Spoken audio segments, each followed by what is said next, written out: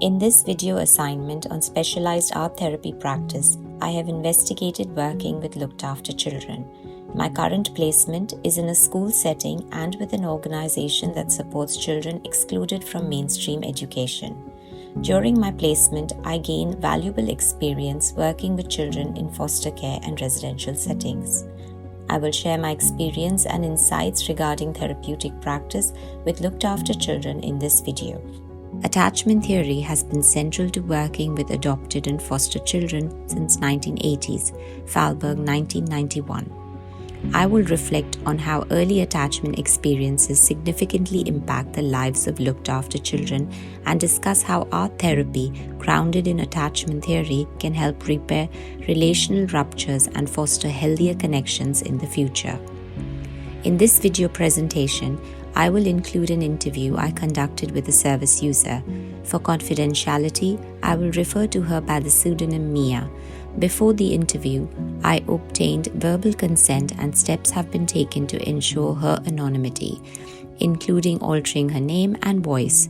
Additionally, I will draw upon relevant research to deepen my understanding of the role of art therapy in supporting looked after children and share insights gained through this process. In the UK, looked after children refers to the children in care of local authorities, including foster care, residential care, and other care settings. The legal framework governing looked after children involves several key laws and regulations to ensure these children receive adequate care, protection, and support. The Children Act 1989, applicable in England and Wales, outlines specific circumstances under which local authorities can intervene, placing a child in their care if there is a belief that the child is at risk of suffering significant harm. The Act also specifies local authorities' responsibilities to promote these children's welfare and ensure they receive appropriate education, care, and support. The National Institute for Health and Care Excellence provides guidelines that recommend best practices for the care and support of looked after children. These guidelines cover various aspects of healthcare, safeguarding, and social care services, emphasizing the importance of integrated support to promote the well-being of these vulnerable children. NICE guidelines attachment in children and young people who are adopted from care, in care, or at a high risk of going into care includes the following key points.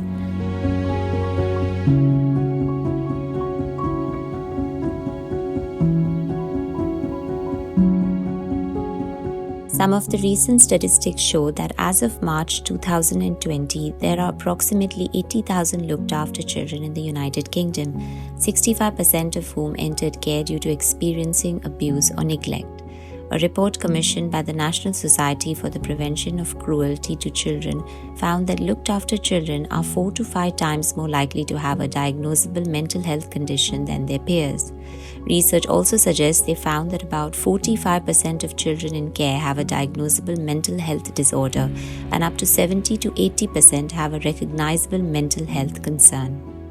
How old were you when you started living in foster care? I think I must be around 14 or 15 years old. It was just before GCSEs, so GCSEs were the year after, so it would have been October. It was a pretty crucial year for you because you had your GCSEs. Yeah, it was literally. I moved into my foster mum's house the week the GCSE started, so yeah, that was not fun. It was a whole new environment with all new and different people as well, so my anxiety was very bad back then. I had to divorce my parents. I think the legal term for it is emancipated.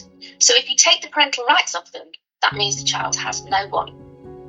Can you do that when you're 15? Yes, you can. Yeah, you can appoint a solicitor and then have representation. And then social services got quickly involved at that point, and then they started to take over, and they did it completely.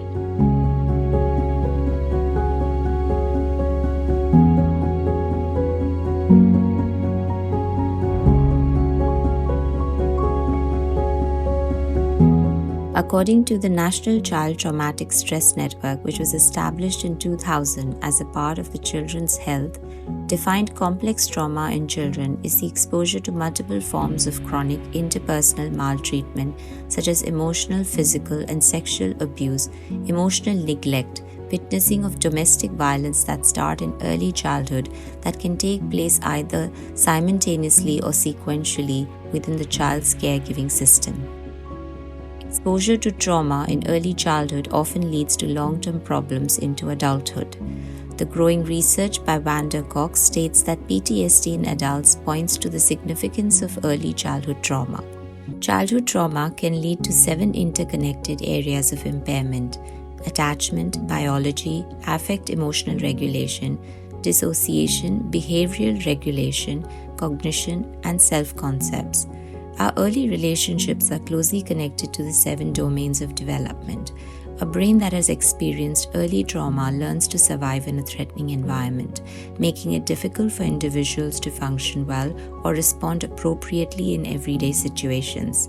This creates what is known as latent vulnerability, which increases the risk of future abuse and mental health issues in children. I was a vulnerable teenager who just kept disappearing and running away from home. So the social services could not have me live in independent care. I lived in my foster home until I was 18. You made the tough decision to distance yourself from your biological parents. Did you ever feel prepared for what lay ahead? You're never really prepared for it.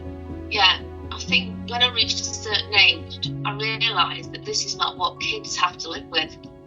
When I was 15, I could not even face my father anymore. I just couldn't. He was violent and just disgusting. And then, if you put me in the room with him at that age, oh my God. The social services, they took me to court with him and they sat me behind him in the witness box. I had to listen to everything he said about me, and I just sat there behind him. Having grown up in a threatening environment, playful nudges and banter can sometimes be misinterpreted, leading to overreactions that escalate into violence or aggression. These children tend to be hypervigilant due to their experiences, which is an adaptive response that can be helpful in adverse situations. However, this hypervigilance can be challenging to manage in everyday circumstances. I did walk to bridges and things like this, and I contemplated committing suicide. But then I was like, no. I dealt with things like depression, suicide, and things all on my own. I remember once I threw a baked bean can on the floor and broke one of the tiles because I couldn't open it. I got so angry that I just exploded. But I wish I had someone telling me why I exploded, why I had those feelings would have helped me. But instead, I just felt shame because I'd broken a tile. Children affected by early childhood trauma often struggle to trust others and may perceive positive situations as threatening. They can easily misinterpret positive social cues, making it harder for them to form friendships and connections. This limitation in their social interactions can further isolate them and increase the risk of declining mental health. In attachment theory, the main point is in that the child is embedded in a matrix of relationships, and these relationships are the most formative element in the child's experience. I didn't talk about my stuff until I was about 25 years of age, and then I finally told the truth. By that point, you're out of the service. Who was your closest point of contact? Who would you turn to? My friends, that was it. I had my foster mum, but again, she was always busy. And because there were so many other kids in the house, it was a bit like you just survived on your own. Blocked trust. When young children block the pain of rejection and the capacity to delight in order to survive in a world without comfort and joy, the term blocked trust was introduced by Dan Hughes and Balin in 2010 in their research on neuroscience, psychology, and leadership.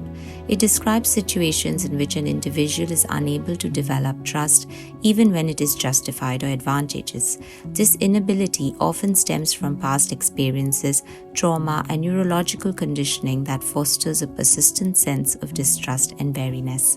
Art therapy for looked after children. The contribution of creative therapies such as arts and play therapies can make a very positive contribution to a holistic approach to working with children with complex trauma and their families. Many looked after children have experienced trauma, neglect, or abuse, which can make verbal communication of their feelings difficult. Art provides a safe, non-verbal outlet for self-expression. Traumatic sensory motor memories are stored non-verbally and are accessible primarily through expressions involving the body as the main point of entry. Expressive arts can help create and integrate trauma narrative. The creative therapies are brain-wise interventions. They capitalize on non-verbal and right hemisphere communication, active participation, and the self-soothing nature of creative expression through images, sound, movement, and enactment. There was so much going on inside of you that you needed to work out. Yeah, so therapy definitely should be given. It should be a standard thing for any kid that moves into care, that they have some sort of therapeutic input. It doesn't matter whether it's talking, art, music, any of them. And it shouldn't just be through CAM service.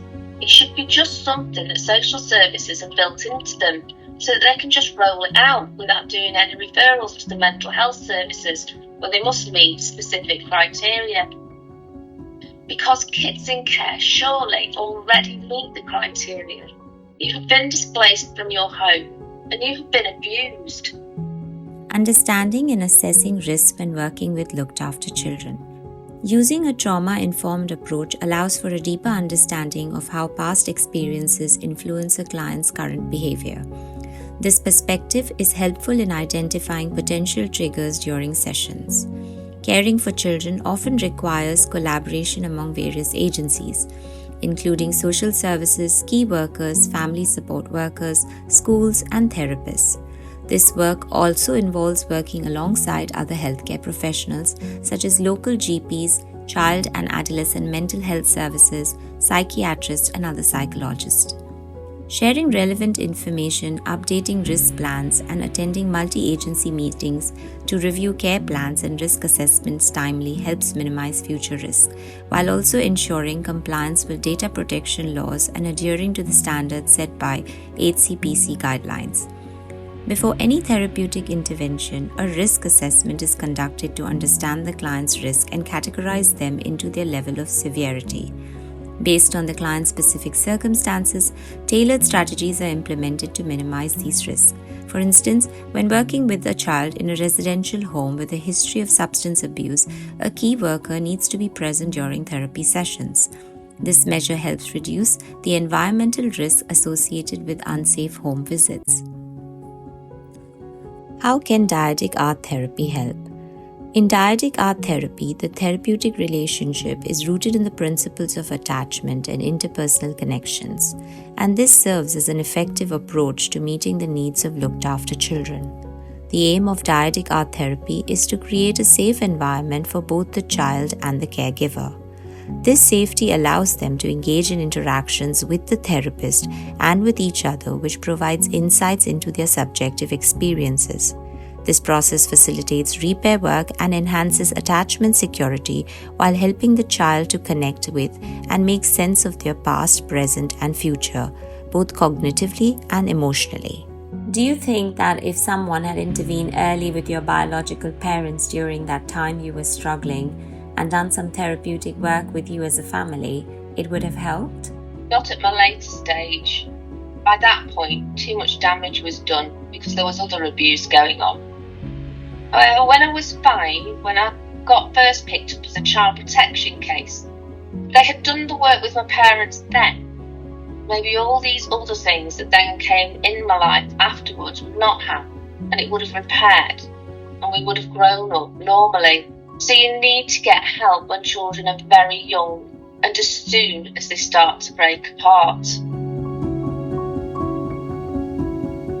The artwork created in this video replicates a piece that was created collaboratively with a child in foster care.